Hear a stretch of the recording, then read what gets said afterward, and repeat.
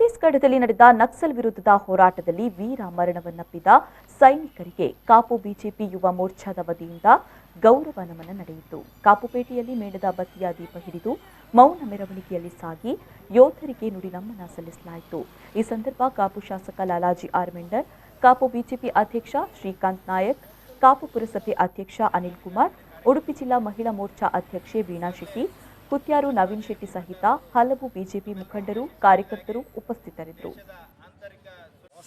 ನಮ್ಮವರನ್ನೇ ಸ್ವಲ್ಪ ವರ್ತಿಸಿ ಕಾಡಿನ ದಾರಿಯಾಗಿ ಒಂದು ಅಪಾಯಕಾರಿ ಸ್ಥಿತಿಯಲ್ಲಿ ಅಂತ ಹೇಳಿ ಅವರನ್ನು ಅಲ್ಲಿಗೆ ಕರೆದು ಆನಂತರ ಅಲ್ಲೇ ಮದ್ದುಗುಂಡುಗಳ ಮೂಲಕ ನಮ್ಮ ಸೈನಿಕರನ್ನು ಹತ್ಯೆ ಮಾಡಿದ್ದಾರೆ. ಸುಮಾರು 22 ಜನ ನಮ್ಮ ಸೈನಿಕರು ಇವತ್ತು ನಕ್ಸಲೈಟ್ಗಳಿಂದಾಗಿ ಹತರಾಗಿದ್ದಾರೆ. ಅವರ ಪೈಕಿ ಕೂಡ ಕೆಲವಾರು ಜನ ಸತ್ತಿದ್ದಾರೆ.